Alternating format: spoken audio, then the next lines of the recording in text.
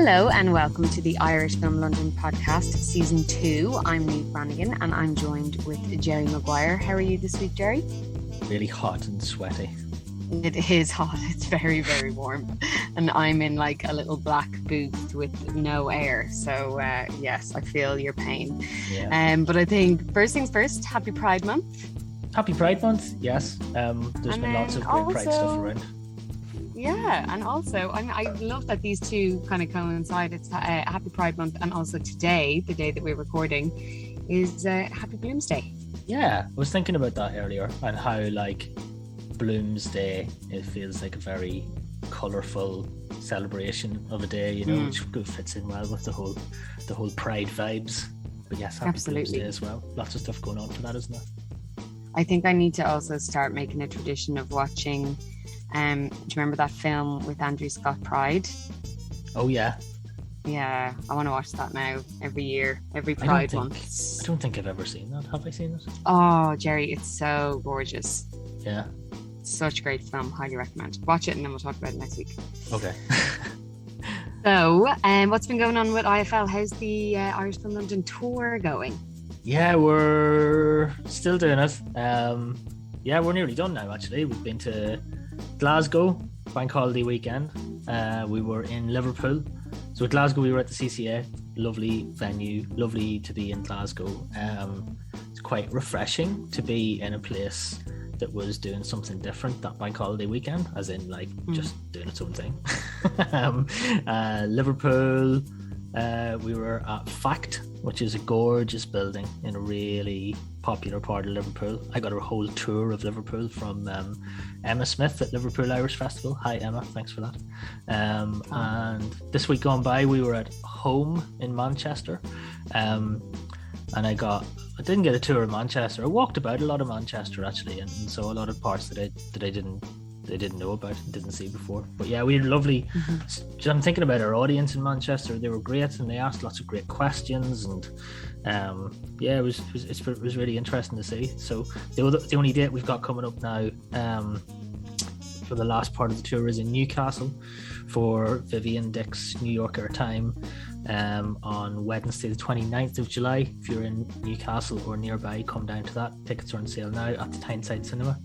And actually we do have tickets still on sale for To the Moon in Manchester at Home. That's on Tuesday the 21st at Home in Manchester, and tickets are still on sale for that as well.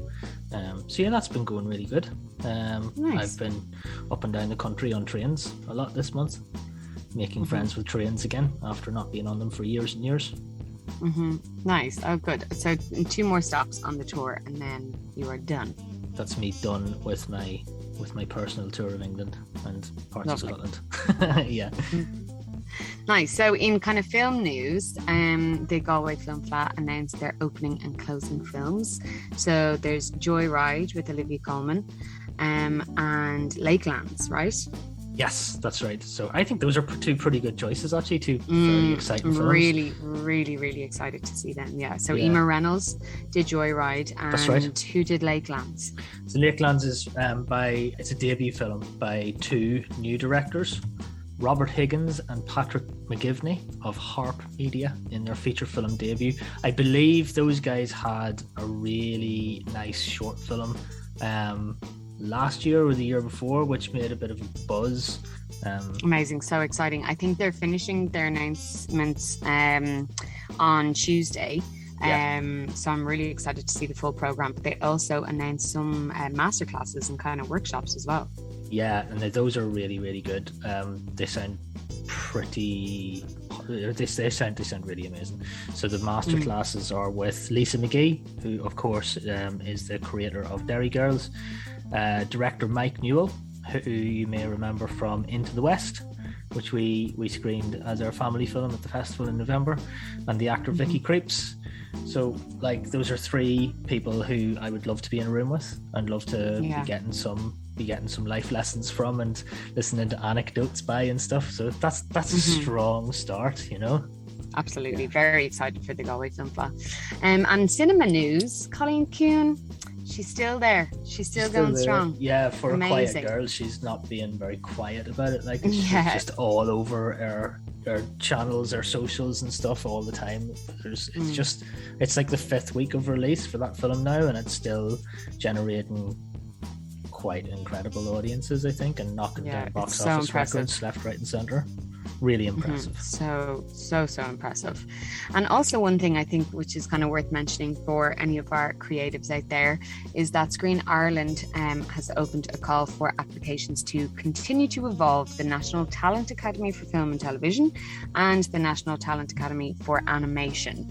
So definitely have a look into that on the Screen Ireland website. The deadline for that closes on the 1st of July. If it's out there, if the funding's out there, go and get it, because there's amazing talent out there that needs to be seen more and developed. So definitely go and have a look at that if you're interested. Any other news before we move on to our very exciting episode? Well, the only other thing that I really want to make sure people are aware of is that submissions are still open for the Irish Film Festival London in November this year. Go to filmfreeway.com/Irish Film Festival London and get submitting. We are into regular deadline territory, but there's still some time to go. We really want to see your film. If you're an Irish filmmaker, or you have Irish heritage, or there are Irish people in your film, or you shot it in Ireland, we don't care, as long as we can represent Ireland in some way through your film. Get that into us and join a growing program. It's already a really popular year, and we've got a lot to choose from, but we want to just keep amplifying that and keep giving people the opportunity to get their work seen at a big premiere event in London this autumn. So go and submit your film. If it's a work in progress and you're not sure that it's ready yet, drop us an email and let us know what stage it's at, and we'll have a conversation with you about it. There's been a few people getting in touch about that kind of thing, but yeah, in general, we're just really happy to see everyone's film come in, and we're looking forward to a really exciting program in November. So filmfreeway.com/Irish Film Festival London. Get your films into us. If you're a regular listener, by the way, and you want to get more out of everything that we do, irishfilmlondon.com, sign up for our newsletter. If you are already signed up for the newsletter and you're a regular listener, become a member, have a go and see if you can save yourself some money on visiting us in person and getting some free cinema tickets. There's loads of other benefits. Again, head to the website, click on become a member. You can see all the different options on there. There's a really affordable option called Festival Friends, and there's like a sort of a red carpet access one during the festival called Festival Champions. But yeah, if you're a regular listener, and I don't think that we can possibly do enough to plug this kind of thing, so we do keep harping on about it every now and again, consider becoming a member and being part of the festival family. And yeah, we'll see you in person at an event with your free tickets. Do it. I mean, like, always great and all, guys, but Irish Film London's where it's at. It's where it's at. So this episode is a little bit different this week. It's quite a special episode, in the sense that it's not just one person. Gerry has done an incredible amount of work to bring you different voices chatting about the topic of Irish language films. So who joins you, or who's featured in this episode, Gerry? Yeah, so tiny bit of background before I sort of dive into that to give people an idea of why this is occurring. Quiet Girl and Ciúin is still in the cinemas after 5 weeks. It's literally all that anybody's talking about in our circles right now, and we thought that rather than try to explore that bit by bit, like we've kind of been trying to a little bit, we wanted to just dedicate a whole episode to this question that keeps coming up and this theme that keeps coming up, which is the rise of Irish language film and cinema. So we started thinking about who we wanted to talk to in that field, and we got lots of responses. So I've spoken to a lot of different people. I've kind of got like a snapshot of different experiences and different views from filmmakers and festival programmers and producers and people who work in the Irish language speaking, the Gaeilge community. And what we've tried to do is create a documentary episode, really, which explores this topic in as much detail as we can. It's probably a longer episode, but much more detailed, and I think the idea was to try and bring everything together in one go. So let's see how it goes. So get a cup of tea, pour a drink, and sit back and relax and enjoy. If you're part of the regular Irish Film London audience or want to get more from your experience, consider joining our growing family of members for a range of exciting benefits. Irish Film London is a non-for-profit organisation. Our mission is to promote the best new Irish film to audiences all over the UK, and with the help of this podcast, the world. If you become a festival friend or a festival champion, you get perks like discounted tickets for films and events, free access to Irish Film from Home films, and invites to networking events, and so much more. So check it out now.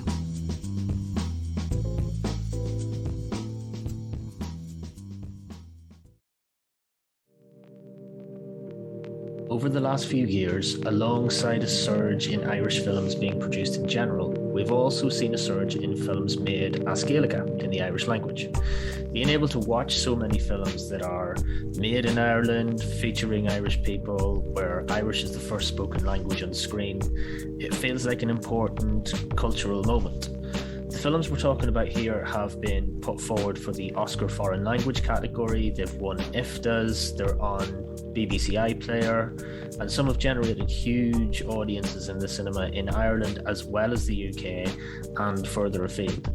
Lots of these films seem to break through during the pandemic period, a time when maybe we've all had a space to consider who we are, and maybe that's got a part to play in how introspective people like us get about Irish language film too. But the commercial success and visibility of these films feels kind of bigger than that. So we've spoken about our love for these films on the podcast a lot this year, and the pride we feel at having films in our native tongue. But what we haven't massively got to the bottom of is where this all comes from and what it might mean for the future of Irish film as a whole. So for this episode, we're dedicating some time to exploring this topic more by speaking to some of our friends and diving deeper than most of the quick newspaper articles we've read and the live Q&As that we've been a part of to try and investigate this phenomenon further. We're going to include some snippets from interviews we've recorded especially for this episode, but also give you a deep dive into Irish language film from our perspective. So the first question we asked ourselves was, what are the Irish language films that we know? So let's dive back. So what was your kind of first memory of seeing or hearing Irish language on the TV or on your cinema screen? Like for me, it was probably, like I actually remember when Tina G came on the air. Showing my age there, but yeah, I remember when TG Cahar, as it's called now, was first just called Television Gaeilge, and I remember that coming on air. Like our old TV had like, it was one of those ones that had just like a couple of channels, you know. And when we suddenly, like, TV3 was a thing, and then Tina G was a thing, and I was like, whoa, double the channels now. But yeah, I always remember, and I always remember thinking, that's interesting, but I'm probably not going to watch Ross na Rún.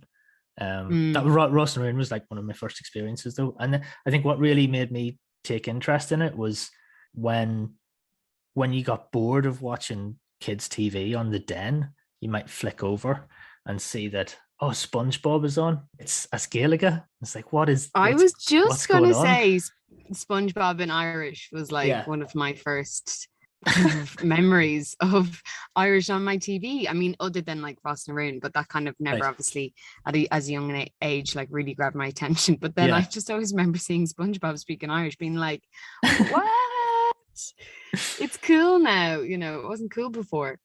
Yeah. That's it. Shall we have a chat about, like, if you do a bit of an overview of the Irish language films and stuff that we know, that we can remember, that feed into this canon of work? Yeah. So we mentioned Ross na Rún. So for anyone who doesn't know what that is, that's a long running soap that's on TG Cahar, the Irish language broadcast channel in Ireland, set in the fictional village of Ross na Rún near Anspidil. I love saying that. There's also there's a show called The Running Mate. Do you remember that? So I vaguely remember this, but when I was looking this up, I thought it was a really interesting one. Set in Kerry, it's bilingual, about a political candidate who forms some unlikely alliances when his campaign isn't going so well. That's like that sort of The Wire kind of territory there, although I can guarantee it's not delivered in a sort of a HBO kind of fashion. It's its own thing. John Wycherley, though, he's great. Oh yeah, absolutely. Did you ever see Shocked? No. So this is like a BBC. I'm like the worst person. I'm like kind of in my late 20s. I'm getting on board with the Irish language film now. Like when I was a kid, I was just like, no, don't want to know about it. And now I'm like the biggest Irish language film fan you'll ever meet. Like, talk about a turnaround. Yeah, it's cool now, So Shocked was like, I think Shocked is actually a BBC Three kind of thing, like an online only thing. Shocked is a college drama about, quote, the messy lives and loves of 7 students at a performing arts academy, unquote. And oh my God, that sounds like a bit of me. I need to watch that. And there's multiple seasons of that I found on either iPlayer or whatever the BBC Three online thing is, but it's around. Yeah, so there's just some TV show honorable mentions. I did try to have a look back and think about older films as Gaeilge in Irish. Man of Arran. Do you know 1934. I think I don't even know if I was even thought of. I doubt it. Highly doubt it. So that's Robert Flaherty's ethno-fiction film. Like that's the kind of thing I did a film school undergrad thing, and like it's one of the ones that was like canon. Everyone talks about it, but it's out of favor now because there's like it's not seen as it's not seen as being like a pure documentary. It's like there's a load of stuff that was made up in it, basically. And it doesn't look incredibly favorably upon Irish people. There's a lot of sort of like potato picking kind of memes and stuff in it, So anyway, Miss Era, 1959. That's one of George Morrison's Gail Lynn films. I think Miss Era is important because the archive that it uses a lot of it was newsreel and stuff that arguably would have been lost if it wasn't salvaged by the Gaeilge filmmakers and by Morrison. And like it tells the story of the 1916 Easter Rising and the turbulent times before and after it. Also his film Saoirse with a question mark at the end. Saoirse? Saoirse. From 1961, same idea, but like covering the Civil War period, 1919 to 1922, and then there's I'm going to have a stab at this. Conradh Art Leary in 1975 by Bob Quinn. Lament for Arthur O'Leary or Arthur Leary, I think is what that one is. Okay. Yeah, that's like a much older one. I think the ones like that's a Bob Quinn film, and I think the Bob Quinn film that everyone kind of knows and thinks about is Poaching. It's sort of regarded as the first ever Irish language film. Right. I can't remember when Poaching's from, actually. What year did that come out? Poaching came out in 1978. So yeah, Poaching was like Bob Quinn's kind of first ever fully Irish language film. Has its own distinct style and everything. It's quite good, Flash forward, and I'm not sure why, but like when I looked this up, there wasn't really anything notable that was made in the Irish language for a long time after that. There probably is stuff that's like partially in the Irish language, but there was such a drop in it. Like, I mean, obviously we've always struggled with the language and holding on to it. And, if you're not in Gaeilge kind of parts of the country and stuff, it's very rare, and I think there obviously was, there really wasn't a market for it for a long time. It kind of really wasn't important I think it's really coming back in its importance now. But I think for a long time, it was really kind of, people were nearly kind of forgot about it for a while, you know. And also I think the way it was being taught in schools, and then, you know, it's kind of like any language in a way. If you're not using it after school, you just lose it, you know. Whereas now with Irish language films and stuff, you kind of have a bit more of an initiative, I got there eventually, to use it or dive back into it, you know.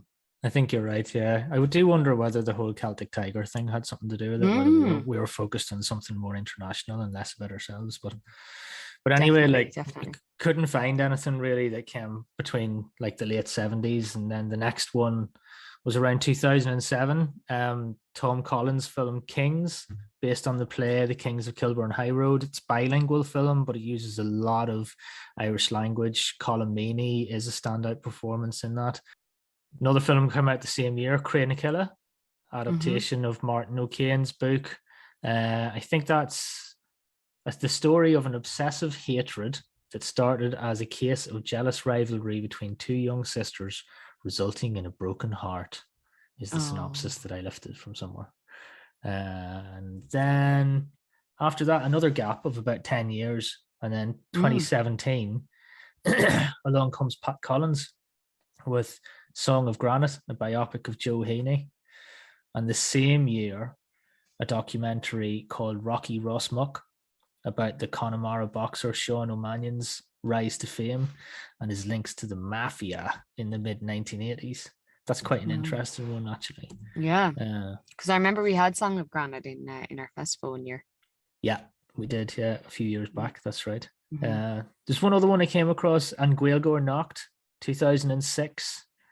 That features Carrie Crowley, who's in The Quiet Girl. It's directed by Nisa Hardiman, about a language enthusiast. That's what IMDb says. A language enthusiast who has a midlife crisis. I'm sure that there's a better, more poetic description of that one.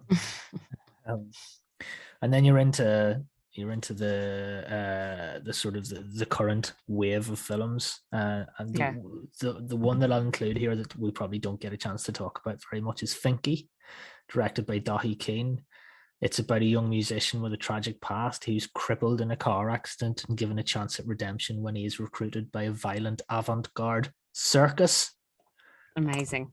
Violent avant-garde circus. That's not the word you expected me to finish that sentence with. No. Sign me up. Yeah. There's a pile of shorts as well, though. Have you seen any of the short films on our list? I think I've seen I've definitely seen Yu Ming and Sanam Dum. Gorgeous. Yeah. Brilliantly filmed. Gorgeous. Oh my god. That's the one that comes up quite a lot when people talk about Irish language, and it's quite accessible. I think it's basically on YouTube now. It is, but I think it's so perfect. It's so perfectly done. And also as well, I was in I mean, obviously it's different because like Irish is a bit of a lost language, but I was in Spain at the weekend, and I did like 4 or 6 years of Spanish.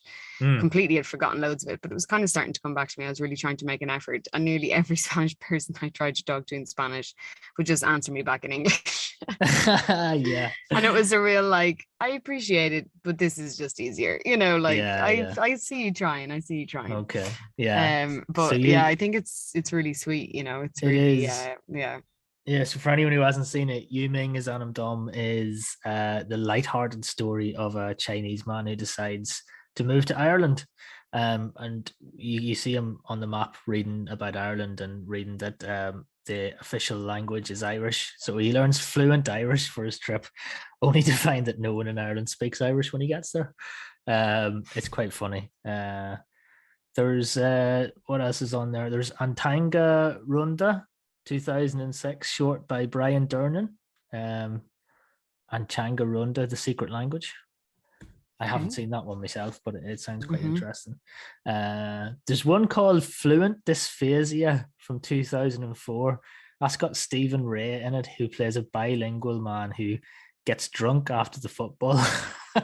And when he wakes up, he has had a knock on the head. And when he wakes up, he can only speak Irish, which is he doesn't realize that he knows Irish or something, and then his daughter has to translate everything for everyone else. So I love that. That's quite a nice little concept. And then there's Roguery, 2005 horror short featuring Fiona O'Shaughnessy. If you know Fiona O'Shaughnessy, she was in Nina Forever and Channel 4's Utopia and an Irish rom-com called Goldfish Memory. I actually met Fiona in Belfast International Airport one time, although I'm sure I remember that more than she does.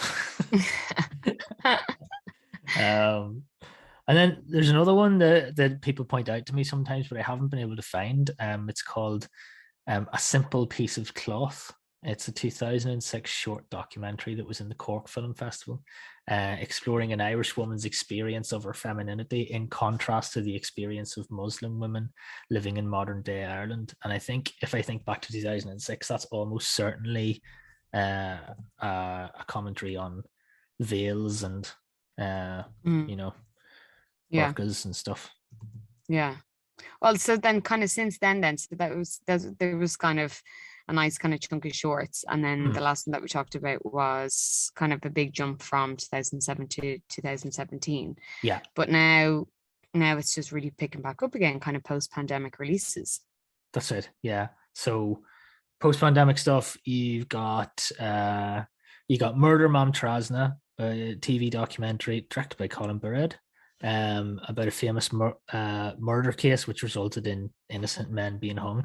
Features an interview with Michael D. Higgins, which is quite good, and that one's actually produced 2018 but didn't get much of a shout, and I've seen a lot of people talking about it in this post-pandemic time. The one that's really sort of taken off at the tail end of lockdowns and stuff is obviously Arracht 2020, Tom Sullivan's depiction of a drama taking place during the famine years. There is The Queen versus Patrick O'Donnell, 2021 docudrama about a strange historic case which went to trial from a lot of the same people that did Murder Mam Trasna, same approach, same production company and everything. That's quite good. We had that in November at our festival. There is Dunin, 2022 released mystery thriller set in the north featuring Peter Coonan, Bridge Brennan, and many more great names. That's available everywhere. It's on the RTE player and BBC iPlayer, so there's brilliant coverage of that. Another part of brilliant coverage of that is our podcast also. Obviously, yes. Obviously. Thank you for reminding me. Yeah, because we got the whole team in for that one, didn't we? Earlier this year. The whole team and their kids. And their kids, yeah, I remember. There's Fosca Shelter, which came out around Patrick's Day this year. The Connemara set story of a neurodivergent man who suddenly has to fend for himself after the death of his mother. Really, really great performance in there by Donal O'Healy. And then, of course, and Colleen Ciúin, The Quiet Girl, Colm Bairead's adaptation of Claire Keegan's novella Foster, which is literally still tearing up seats in the cinema. Amazing. So impressive. And I think as well, like, it's just only going to get, between the more funding that's going to be coming out along with the popularity of it just rising, there's just going to be more and more. So there's already a few kind of in the works, isn't there? There is, yeah. So there's already another Irish language film that's planned for release, I think in September, from the producer of Arracht, Ciúin. It's a film called Roche and Frank. That is kind of hard to describe without having seen it yet, but the pitch that I've been given is Roche is married to Frank. Frank dies and Roche is heartbroken, and then she meets a dog who she wonders whether the dog might be the reincarnation of her dead husband, and she's not sure, but she kind of goes for it. Pull on those heartstrings. Yeah. I think that's going to be really funny. There's a film called Tarak, which is the next one on the Cine Cahir slate. That's about curragh racing in County Kerry. That looks and sounds really interesting. There's probably other ones that we don't know about. The only other one that I know for sure there's a work in progress is Cartoon Saloon's new animation that they're doing with Netflix, which is quite cool. It's called My Father's Dragon. They're presenting a work in progress of that this week at a big industry event, and they usually do Irish language versions of everything. Like they're their Irish folklore trilogy has had Irish language versions of it that we've screened, and I would assume that there'd be an Gaeilge version of My Father's Dragon as well. Yeah. I mean, Cartoon Saloon have been so great with pushing Irish animation films as well. Like, we nearly forgot to mention Wolf Walkers and Song of the Sea as well. Oh, exactly. Yeah. We should have had them in the list, of course. And Secret of Kells, and the other one, the Breadwinner. I'm sure that there's a Gaeilge version of that as well. Yeah, I'd say so. The one. Yeah. So that's your roundup, I think. So if you don't have enough, if you haven't seen any of those, I think there's a fair few in there to go and do some research.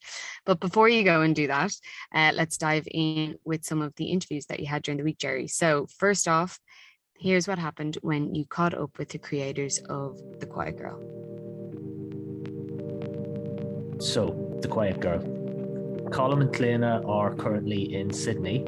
When I spoke to them, they'd just arrived and were still on Irish time, but it was after midnight local time for them. So first of all, our thanks to them for making time to speak to us. We started by reflecting on the success of The Quiet Girl and the factors that they think were always present to play a role in that success. It's done extraordinarily well, and I guess it's fair to say that it's really surpassed any expectations that we would have had going into the release. Obviously, we kind of felt passionately about the film, that it was a good film, and that it had sort of received a sort of stamp of approval of sorts, in that it had been selected for various festivals like Berlin, and obviously opened the Dublin Film Festival, and and has won some awards along the way. But you still don't know how that translates in terms of your cinema audience, and particularly now in the kind of post-COVID environment. There's just such great uncertainty about independent cinema and its theatrical life. So yeah, we've been just really bowled over by the response to the film, and it's obviously it's a UK Ireland release, so it's not just our own people, as it were, responding to it. It's really being embraced in the UK as well. And yeah, it's very gratifying, and to me, it's a testament, I think, not only to the film in and of itself, but also to the sort of extraordinary emotional entity that the original work was, Claire Keegan's Foster. And I feel like the film has been a kind of a vessel for that, and that we've brought what Claire created to a new audience, and that they're responding, I think, in the way that readers have responded to her work in its literary form. So yeah, we're really just over the moon, I guess is the fair way to say it. Yeah, I suppose we always felt like the film had huge potential, but until it actually goes into the cinema, and until you see the box office figures, you really don't know how well it's going to do.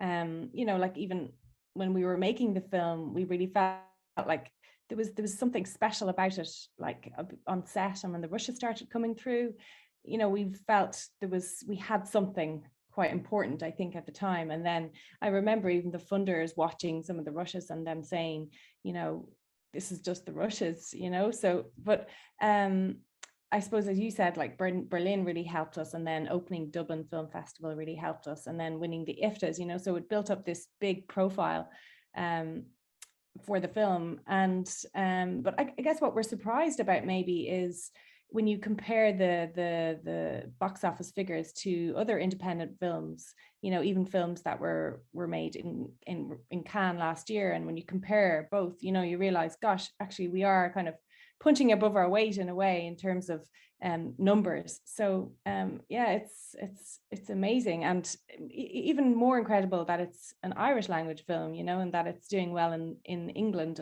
and Scotland and Wales, and even last night the figures, I think it was half of the audience came from the UK. So it's amazing that level of word of mouth has built up, and that news is spreading of the film, and it's doing equally as well over in the UK now as it is in Ireland.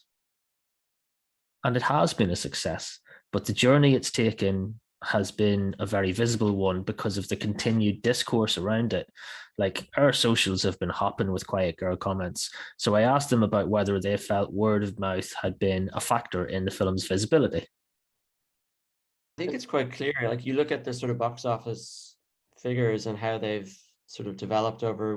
We're in week 5 now, I think, of our release, and you know, traditionally there's a certain curve that occurs with box office figures, and with On Calling Ciúin, The Quiet Girl, it's sort of been largely sort of consistent, and sort of, which is a clear indicator that it's a word of mouth film, you know, that people are telling other people, oh, you should go see this. And because, you know, we obviously don't have a huge advertising spend, or we don't have a big marketing kind of campaign behind us, so you really are reliant with a film like this on people actually enjoying it and telling their friends or their family, you know, you should go and see this film, and that's definitely what's happening. And I guess that's one of the great things about even, you know, social media these days, that you can see that sort of immediate response of audiences to your film. And so we've been really kind of humbled by the response that we've been reading just on Twitter and on Instagram, you know, to the film. Like, these are people who have no connection to us or to the film. They're just, you know, members of the public who are taking to social media to speak really passionately about the film, and that means the world to us, you know. And it's cross-generational as well, you know. Like, we saw a picture the other day of a family of, you know, a grandmother, a daughter, and the granddaughter, and, you know, so there's 3 generations going to see the film, which is really lovely. And, you know, we're hearing stories of adult children bringing their parents, and parents bringing their teenage children, and that. So it seems to be quite a universal film that appeals to young and old, which is really lovely. That definitely reflects our experience of the tons of commentary that we've seen around the film. So I would definitely agree that it's a word of mouth success story. What other reasons do they think there are as to why this film in particular has been so successful? Well, I think first off, I do genuinely think that what Claire Keegan created was so powerful and so special, and it was a matter of sort of tending that and sort of guiding that in a way onto the big screen.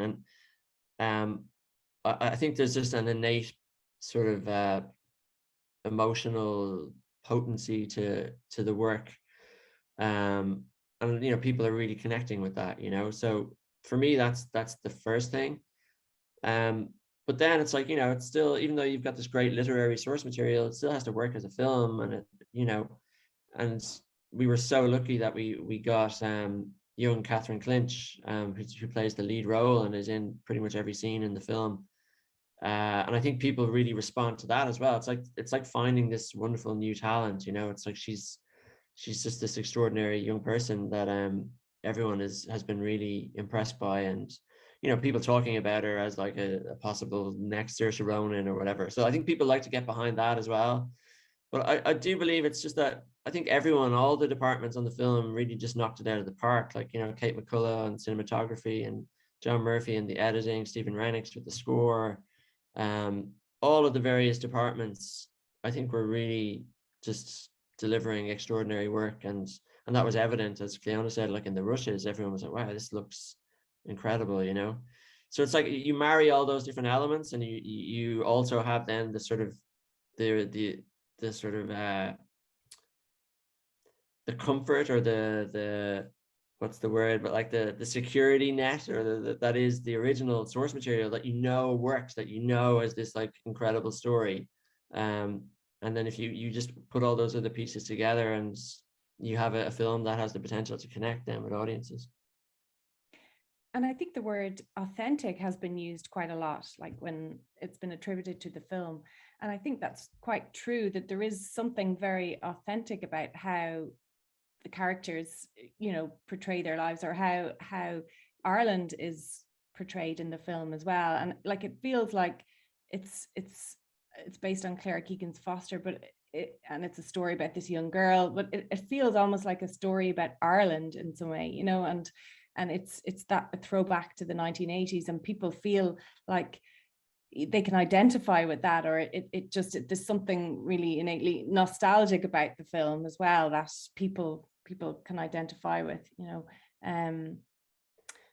Yeah, and also like that distinctly sort of Irish psychological makeup or emotional makeup, you know, that I think people are responding to that sort of, you know, like I think Irish people are very loving, kind of, you know, innately sort of emotional and loving, but that we're not always the best at communicating that, or, you know, that there's a sort of an emotional reticence that sort of defines us in many ways, and certainly did so in our past. So a lot of people, I think, are like seeing their own fathers, or like seeing someone who was like their uncle, or seeing themselves in court. And it's like, for the response to be that emotional, I think it's a clear sign that people are seeing parts of themselves or people they know in these characters. And yeah, so I definitely think that's a factor. Focusing on The Quiet Girl only gives us part of the story, because even though it's become phenomenally successful, it's part of a wider wave of film which has been produced in the Irish language in recent years. So where has all this come from? To find out, Gerry caught up with some friends, and one of the first people he spoke to was Arracht director Tom O'Sullivan, who's at the tail end of his experience with releasing a film as Gaeilge. Tom is busy writing at the moment, working on some new projects, so we were able to catch him on a call he took from his garden, which looked idyllic. We started by asking Tom about releasing what many would say was the first big Irish language film of the current wave, and about his experience of having gone through the release of a previous highly successful Irish language film. I need to mention Finky first, because Finky came out the gates before we did, but it was in the same round, and it's a brilliant film and people should see it. It's just a shame it didn't get a proper release, and the pandemic definitely hampered that as well. So for me, Arracht obviously was life-changing for me as a filmmaker and a first-time feature maker. The making, the releasing, everything was quite strange. The release obviously happened around COVID, and then it got that kicked down the road for about 2 years, and then we eventually came out in October 2021.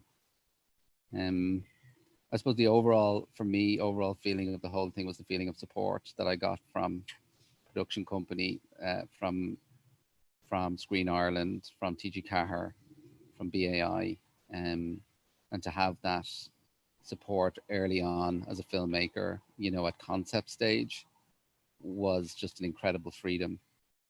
And also when you're given the support at that level and at that early stage as a filmmaker, you cease to kind of second guess what the audience might want, and you start to develop what you want. You start to write the film that you would like to see when you sit down in the cinema.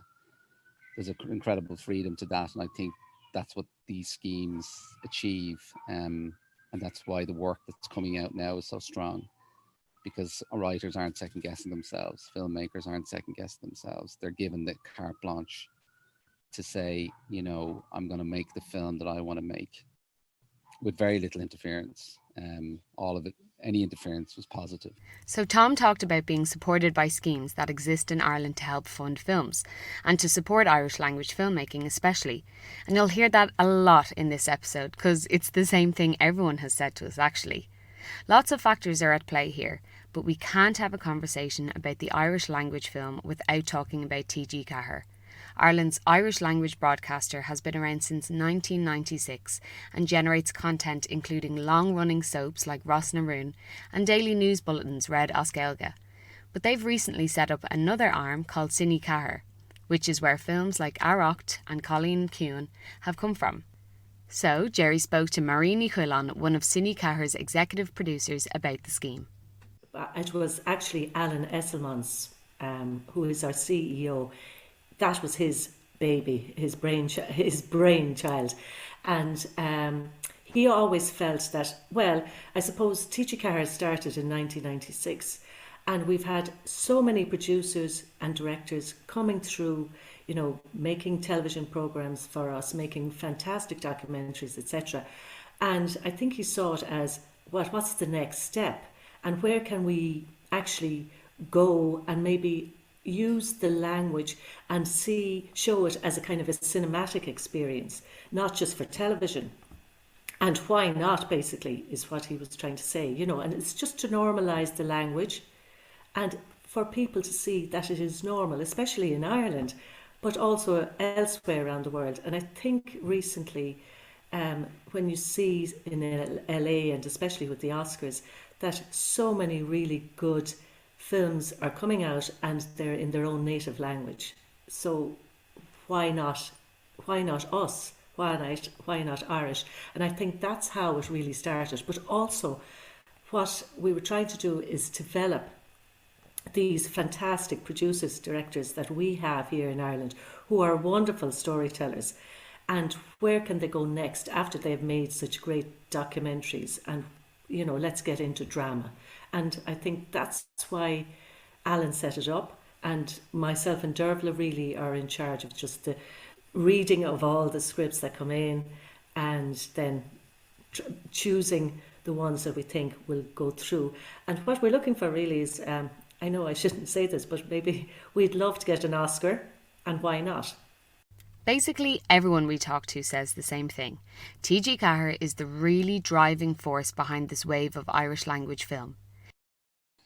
I have to be honest, I don't feel that this wave has occurred because that there's some kind of national stirring of the Irish psyche and that suddenly, you know, these writers are coming out of the woodwork and creating these Irish language pieces. I think the pure and simple answer to the question is the reason why these films are landing now and are coming out now is because that back in 2017 there was a scheme set up called Cine Ceathair that encouraged writers working in the Irish language, be them playwrights or novelists or whatever, and filmmakers who would have a background in the Irish language like I do, to give it a go.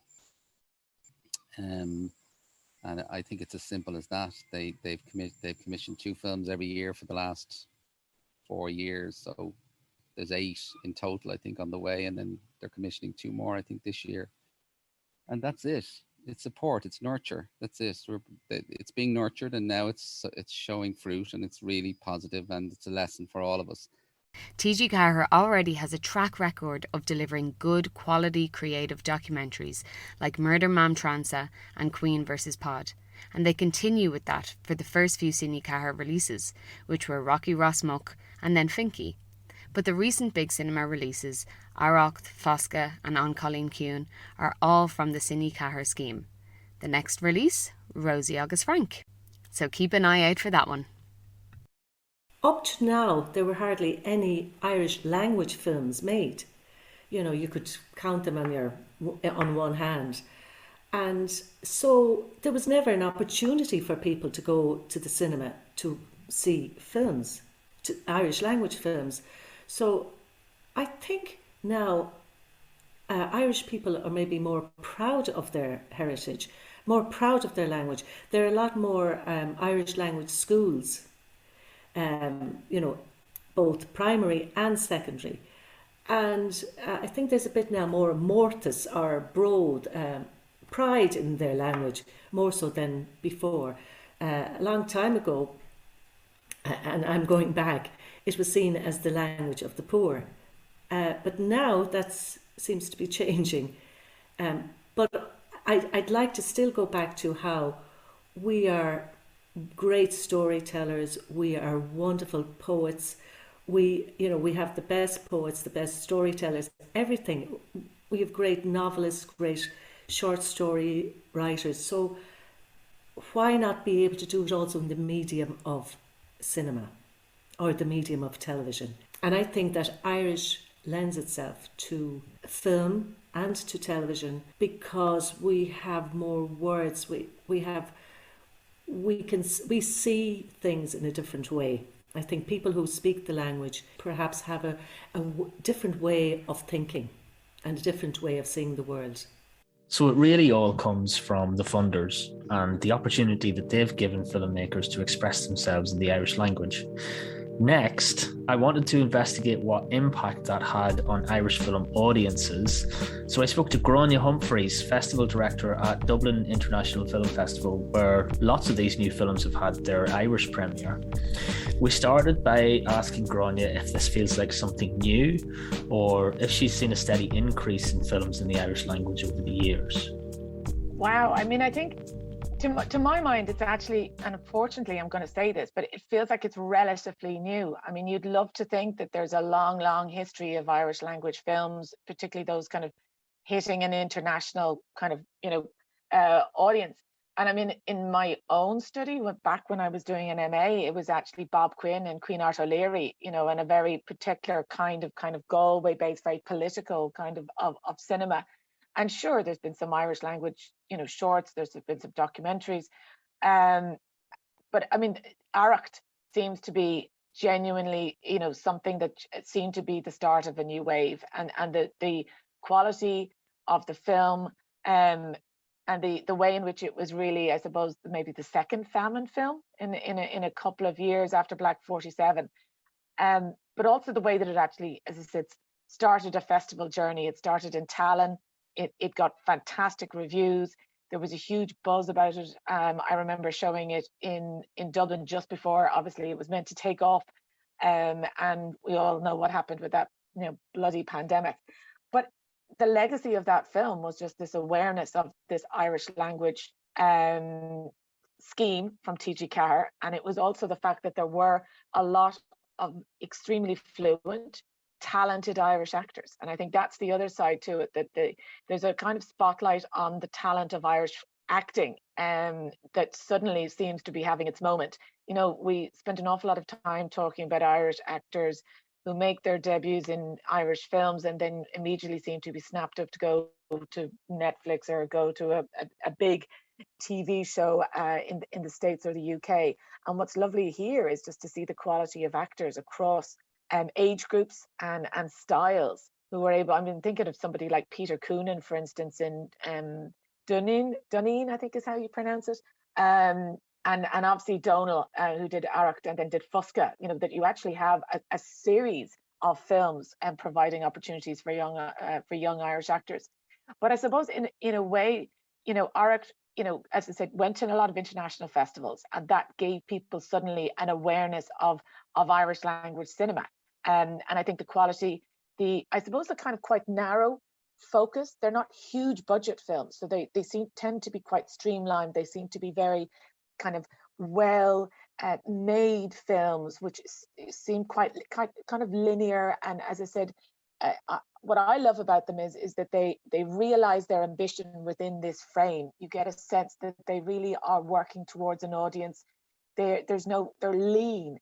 They don't have the kind of maybe some of the slightly more ornate aspects of kind of English language cinema that seems to kind of feel like, oh, we'll throw in a special effect here or a particular kind of dynamic.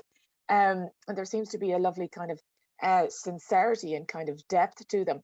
And I mean, I'm saying that trying desperately to find these kind of common threads to the Irish language films. But really, I was lucky enough to see on Colin Ciúin last summer. And it was then I genuinely saw all of these things come together. Incredibly sensitive, beautifully told story, very quite kind of small, miniature, nearly like a short story, in that sense of a small number of characters, huge amount of emotion, wonderful simplicity and honesty in the emotion. And I really hoped that, again, that it would get to a really big international kind of platform screening, which it obviously got in Berlin, and a lot of great word of mouth.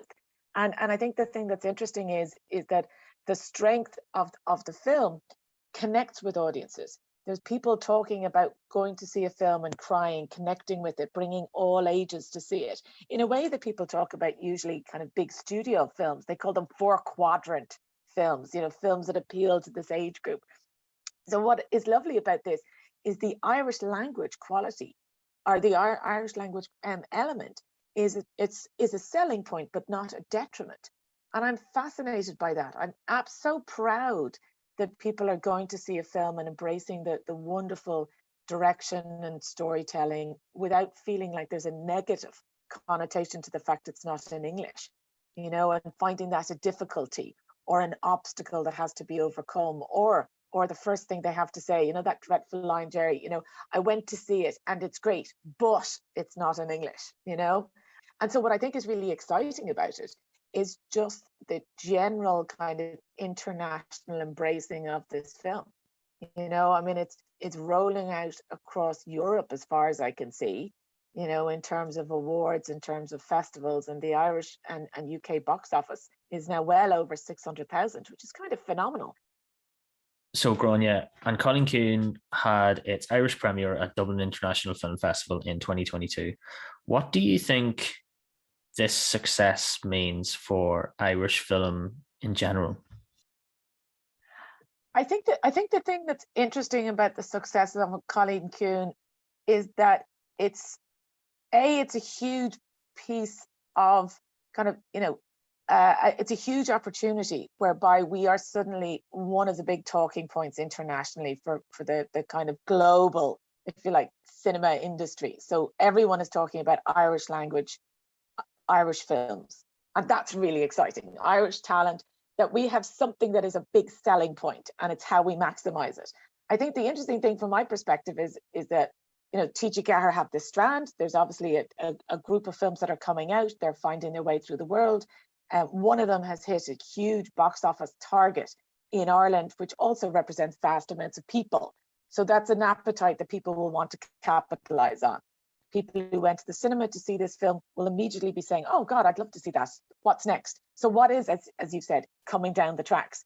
And again, for Irish filmmakers, you know, hilariously, there will be people saying, well, I have this project and I'm really excited about it, but do you know what? We could make it in the Irish language. You know, we could think about doing it in a particular way that we didn't think about before, because now there's a track record, there are successes, there are comparison titles, and there are also international festivals who are aware of Irish language. Dominique Green, who runs Dinar, told me that the films that she screened last year, the Irish language films sold out first. You know, that's actually, you know, that there is an appetite out there. So for filmmakers to know that there's a scheme that you can make the films through with TG Gallagher, know that there's an audience there, that there's an appetite, you know, for this work, and that there's, as I said, you know, before, an integrity and a structure to the kinds of films that they're interested in. I think that's kind of brilliant. I've seen a couple of films already, ranging in mad genres that are in the Irish language. I mean, I've seen a kind of famine horror film that has been made that's really interesting, possibly tending slightly more towards the kind of commercial end, if you want to describe it in that way, the more genre way, and a bit the way that Dunedin actually had a kind of genre whodunit kind of quality to it. And I think that's what's really interesting. You know, it feels like if this connective tissue is just purely the Irish language, then you can run from, you know, adaptations of Claire Keegan novellas the whole way to genre pieces. And there is something quite exciting. And the fact that we've discussed before that it's not specific to an age group, you know, it's not specific to 24 to 36 or to an older audience. It means that you have a vast array of different ways that you could play it. You know, you could look for a kids film, for instance, or you could look at a particular rom-com that would be really interesting. And I think what is great is that TG Gallagher for years has been making fantastic television dramas and working in a really exciting way in terms of documentary particularly. So I think there's a generation of filmmakers who've been working in and around the Irish language and in and around the kind of programs and program formats with the kind of editorial engagement where people are interested in playing around with narratives and length. And I think that there's a really exciting point now where we could find some really exciting films building on the success of Ciúin and finding very receptive festival directors, distributors in the future. And as I said, all coming out of a particularly quite modest project, which is this particular scheme, which I think gives it a wonderful lack of pretension. You know, a lot of schemes, you know this, Gerry, from going to festivals where you see something and it's really heavily promoted, kind of nearly propaganda-like approach to a national cinema. What's lovely about this is it feels organic, it feels real, and it genuinely feels like it's celebrating talent. You know, so I think, as I said, it's a really exciting time to be a kind of new graduate from one of the film courses, because suddenly you have an opportunity to really make a film, or the kind of film that we'd all love to see.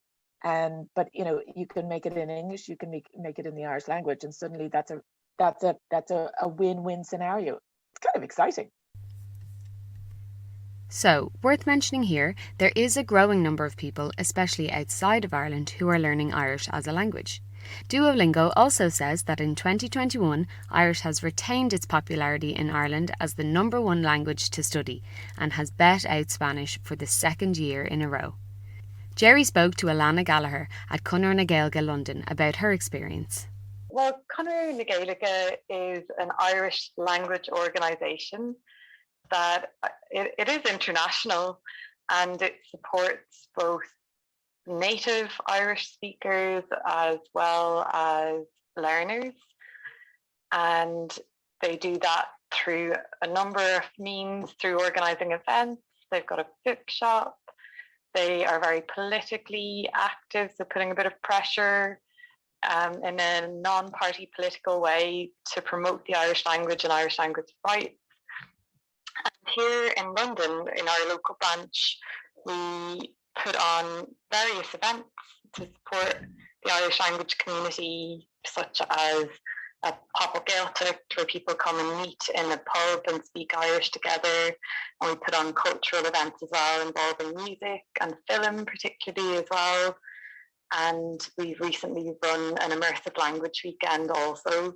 So there's a real group who appreciates language, who are learning, who are native speakers right here in London.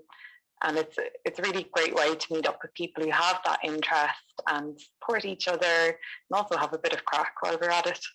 Alanna's someone we've worked with at IFL over the last couple of years. She's helped us screen films like Cartoon Saloon's Song of the Sea to community audiences as Gaeilge. We've screened films by Loch Jordan set on Troy Island, and she's partnered with us on our sold-out screening of Arracht at the IFFL 2021. So Alanna, how important is it to have films on in the cinema in London which are as Gaeilge, which are in the Irish language? So I am going to answer this question a little bit upside down, because I think I need to speak from my own experience. And I'm not a native Irish speaker. I learned Irish in school throughout primary and secondary, and I've only returned to learning Irish again in the past many years, about 4 years. And that was through listening to a podcast called Mother Folklore that kind of reignited my interest in the language. Mm-hmm. And I think for me over the past few years, Irish has given me a real sense of connection and place, and I guess company and friendship in a way that I didn't realise that I really wanted, but I really enjoy.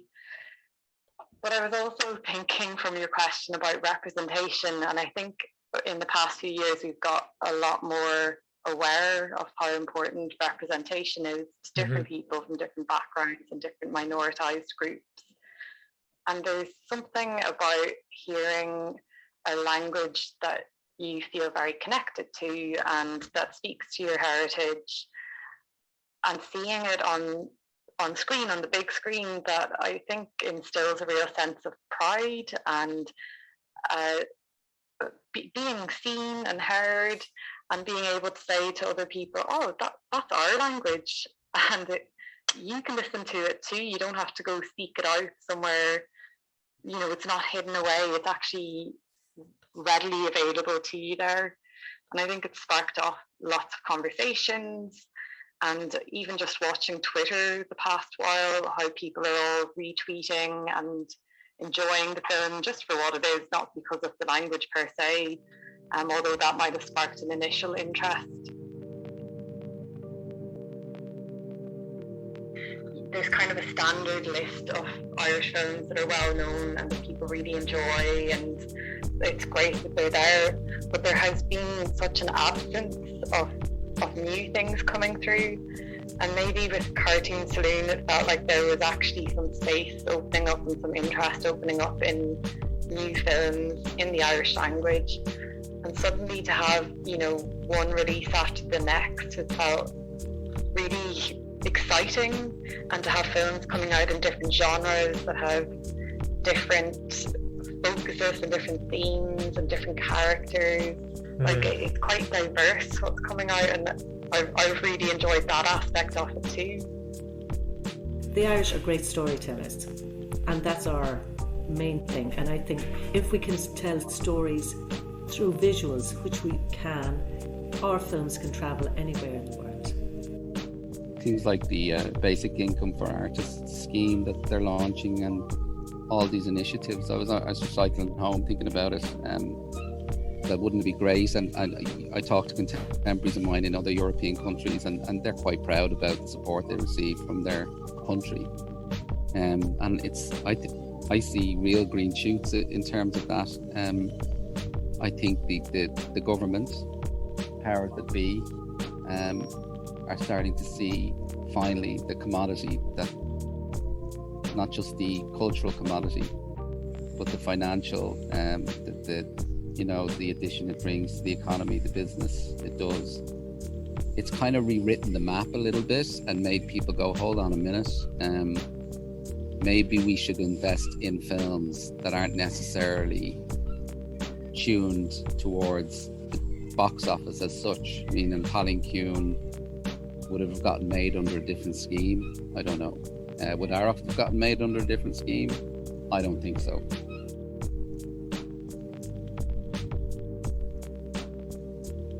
So there you have it. We've heard from directors, producers, festival programmers, funders, and the story seems to be the same one from everyone, that these films exist and are successful because they are supported. When we started to draft this podcast episode, we wondered if we might uncover some deeper cultural meaning behind a wave of Irish language films that have just arrived, and whether this was like a big cultural moment for us, and we still think it is, but that's maybe for somebody to reflect on at a later date. Right now, we're all thinking about the support that we've got from schemes like Cine Ceathair and from BAI and from Screen Ireland and all these different institutions which really are making a difference to how Irish stories can be told and the reach that they have. So if there's a takeaway from this, it's that our communities need support, and that we need to continue shouting about the successes that we have to make sure that we all continue to feel supported in the future. So that's it for this week's podcast. Thank you so much for listening. As always, thanks to Culture Ireland and the Irish Emigrant Support Programme for supporting this work. We hope to be back with a new podcast episode very soon. Until then, have a good one.